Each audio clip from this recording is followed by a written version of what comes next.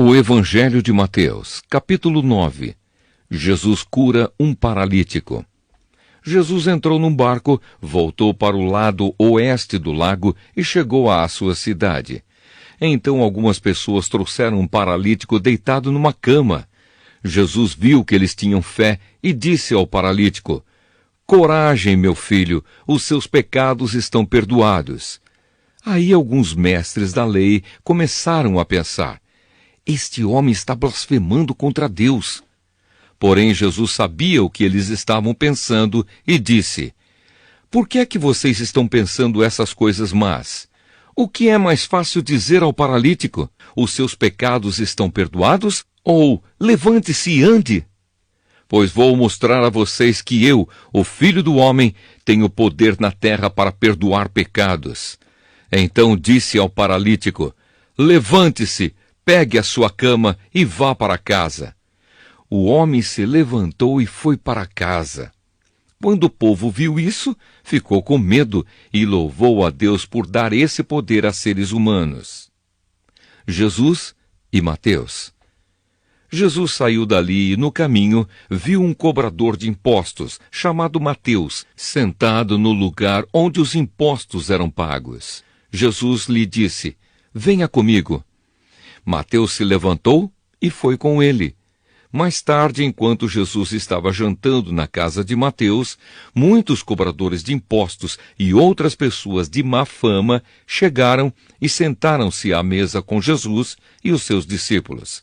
Alguns fariseus viram isso e perguntaram aos discípulos: "Por que é que o mestre de vocês come com os cobradores de impostos e com outras pessoas de má fama?" Jesus ouviu a pergunta e respondeu: "Os que têm saúde não precisam de médico, mas sim os doentes. Vão e procurem entender o que quer dizer este trecho das Escrituras Sagradas. Eu quero que as pessoas sejam bondosas e não que me ofereçam sacrifícios de animais, porque eu vim para chamar os pecadores e não os bons." Jesus e o jejum.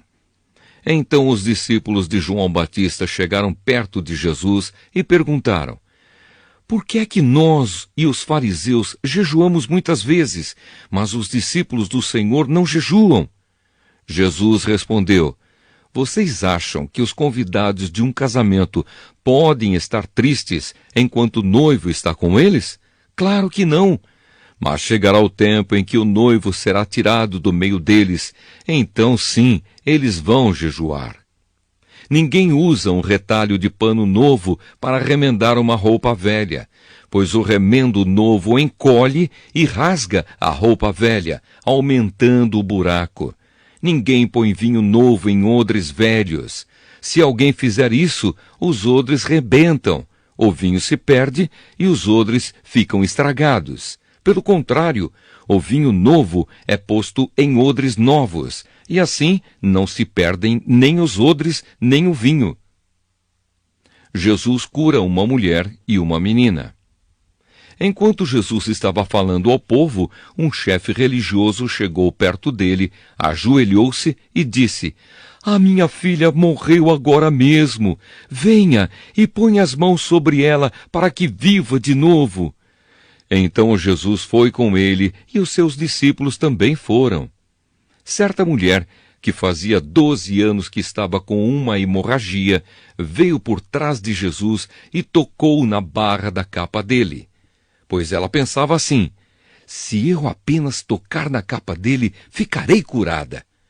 Jesus virou, viu a mulher e disse: "Coragem, minha filha, você sarou porque teve fé." E naquele momento a mulher ficou curada. Depois Jesus foi para a casa do chefe religioso. Quando viu os que tocavam música fúnebre e viu a multidão numa confusão geral, disse: "Saiam todos daqui! A menina não morreu, ela está dormindo." Então começaram a caçoar dele. Logo que a multidão saiu, Jesus entrou no quarto em que a menina estava, pegou-a pela mão e ela se levantou. E a notícia a respeito disso se espalhou por toda aquela região. Jesus cura 2 cegos. Jesus saiu daquele lugar e, no caminho, 2 cegos começaram a segui-lo, gritando: Filho de Davi, tenha pena de nós! Assim que Jesus entrou em casa, os cegos chegaram perto dele. Então ele perguntou: Vocês creem que eu posso curar vocês? Sim, Senhor, nós cremos, responderam eles. Jesus tocou nos olhos deles e disse: Então que seja feito como vocês creem. E os olhos deles ficaram curados. Aí Jesus ordenou com severidade: Não contem isso a ninguém. Porém, eles foram embora e espalharam as notícias a respeito de Jesus por toda aquela região. A cura de um mudo. Quando eles foram embora, algumas pessoas levaram a Jesus um homem que não podia falar porque estava dominado por um demônio. Logo que o demônio foi expulso, o homem começou a falar. Todos ficaram admirados e afirmavam: Nunca vimos em Israel uma coisa assim. Mas os fariseus diziam: Os chefes dos demônios é quem dá a esse homem poder para expulsar demônios. Jesus tem pena do povo. Jesus andava visitando todas as cidades e povoados. Ele ensinava nas sinagogas, anunciava boa notícia sobre o reino e curava todo tipo de enfermidades e doenças graves das pessoas. Quando Jesus viu a multidão, ficou com muita pena daquela gente, porque eles estavam aflitos e abandonados como ovelhas sem pastor. Então disse aos discípulos: A colheita é grande mesmo, mas os trabalhadores são poucos. Peçam ao dono da plantação que mande mais trabalhadores para fazerem a colheita. O Evangelho de Mateus, capítulo 10. Os 12 apóstolos. Jesus chamou os seus 12 discípulos e lhes deu autoridade para expulsar espíritos maus e curar todas as enfermidades e doenças graves. São estes os nomes dos 12 apóstolos. Primeiro, Simão, chamado Pedro, e o seu irmão André. Tiago e o seu irmão João, filhos de Zebedeu. Filipe, Bartolomeu, Tomé e Mateus, o cobrador de impostos. Tiago, filho de Alfeu, Tadeu e Simão, o nacionalista, e Judas Iscariotes, que traiu Jesus. A missão dos 12 apóstolos. Jesus enviou esses 12 homens, dando-lhes a seguinte ordem: Não vão aos lugares onde vivem os não-judeus, nem entrem nas cidades dos samaritanos. Pelo contrário, procurem as ovelhas perdidas do povo de Israel. Vão e anunciem isto: O reino do céu está perto. Curem os leprosos e outros doentes, ressuscitem os mortos e expulsem os demônios. Vocês receberam sem pagar, portanto, deem sem cobrar.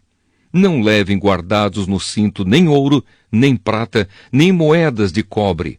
Nesta viagem não levem sacola, nem uma túnica a mais, nem sandálias, nem bengala para se apoiar, pois o trabalhador tem o direito de receber o que precisa para viver. Quando entrarem numa cidade ou povoado, procurem alguém que queira recebê-los e fiquem hospedados na casa dessa pessoa até irem embora daquele lugar. Quando entrarem numa casa, digam: que a paz esteja nesta casa. Se as pessoas daquela casa receberem vocês bem, que a saudação de paz fique com elas. Mas se não os receberem bem, retirem a saudação. E se em alguma casa ou cidade as pessoas não quiserem recebê-los nem ouvi-los, saiam daquele lugar. E na saída, sacudam o pó das suas sandálias como sinal de protesto contra aquela gente. Eu afirmo a vocês que isto é verdade. No dia do juízo, Deus terá mais pena das cidades de Sodoma e de Gomorra do que daquela cidade. Perseguições e sofrimentos. Escutem, eu estou mandando vocês como ovelhas para o meio de lobos. Sejam espertos como as cobras e sem maldade como as pombas. Tenham cuidado, pois vocês serão presos e levados ao tribunal e serão chicoteados nas sinagogas. Por serem meus seguidores, vocês serão levados aos governadores e reis para serem julgados e falarão a eles e aos não-judeus sobre o Evangelho. Quando levarem vocês para serem julgados, não fiquem preocupados com o que deverão dizer ou como irão falar. Quando chegar o momento, Deus dará a vocês o que devem falar. Porque as palavras que disserem não serão de vocês mesmos, mas virão do Espírito do Pai de vocês, que fala por meio de vocês. Muitos entregarão os seus próprios irmãos para serem mortos, e os pais entregarão os filhos. Os filhos ficarão contra os pais e os matarão. Todos odiarão vocês por serem meus seguidores, mas quem ficar firme até o fim será salvo. Quando vocês forem perseguidos numa cidade, fujam para outra. Eu afirmo a vocês que isto é verdade. Vocês não acabarão o seu trabalho em todas as cidades de Israel antes que venha o Filho do Homem. Nenhum aluno é mais importante do que o seu professor, e nenhum empregado é mais importante do que o seu patrão. Portanto, o aluno deve ficar satisfeito em ser como seu professor, e o empregado em ser como seu patrão. Se o chefe da família é chamado de Belzebu, então as pessoas dessa família serão xingadas de nomes piores ainda. De quem devemos ter medo? Portanto, não tenham medo de ninguém. Tudo o que está coberto vai ser descoberto, e tudo o que está escondido será conhecido. O que estou dizendo a vocês na escuridão, repitam na luz do dia. E o que vocês ouviram em segredo, anunciem abertamente. Não tenham medo daqueles que matam o corpo, mas não podem matar a alma. Porém, tenham medo de Deus, que pode destruir no inferno tanto a alma como o corpo. Por acaso não é verdade que 2 passarinhos são vendidos por algumas moedinhas? Porém, nenhum deles cai no chão se o Pai de vocês não deixar que isso aconteça. Quanto a vocês, até os fios dos seus cabelos estão todos contados. Portanto, não tenham medo, pois vocês valem mais do que muitos passarinhos. Confessar e negar a Cristo. Se uma pessoa afirmar publicamente que pertence a mim, eu também, no dia do juízo, afirmarei diante do meu Pai que está no céu, que ela pertence a mim. Mas se uma pessoa disser publicamente que não pertence a mim, eu também, no dia do juízo, direi diante do meu Pai que está no céu, que ela não pertence a mim. Espada em vez de paz. Não pensem que eu vim trazer paz ao mundo. Não vim trazer a paz, mas a espada. Eu vim para pôr os filhos contra os pais, as filhas contra as mães e as noras contra as sogras. E assim, os piores inimigos de uma pessoa serão seus próprios parentes. Quem ama o seu pai ou a sua mãe mais do que ama a mim, não merece ser meu seguidor. Quem ama o seu filho ou a sua filha mais do que ama a mim, não merece ser meu seguidor. Não serve para ser meu seguidor quem não estiver pronto para morrer como eu vou morrer e me acompanhar. Quem procura os seus próprios interesses nunca terá a vida verdadeira. Mas quem esquece a si mesmo porque é meu seguidor, terá a vida verdadeira. As recompensas. Quem recebe vocês está recebendo a mim, e quem me recebe está recebendo aquele que me enviou. Quem receber um profeta porque este é profeta, terá uma parte da recompensa dele, e quem receber uma pessoa boa porque ela é boa, terá uma parte da recompensa dela. Eu afirmo a vocês que isto é verdade. Quem apenas por ser meu seguidor der ainda que seja um copo de água fria ao menor dos meus seguidores, certamente receberá a sua recompensa.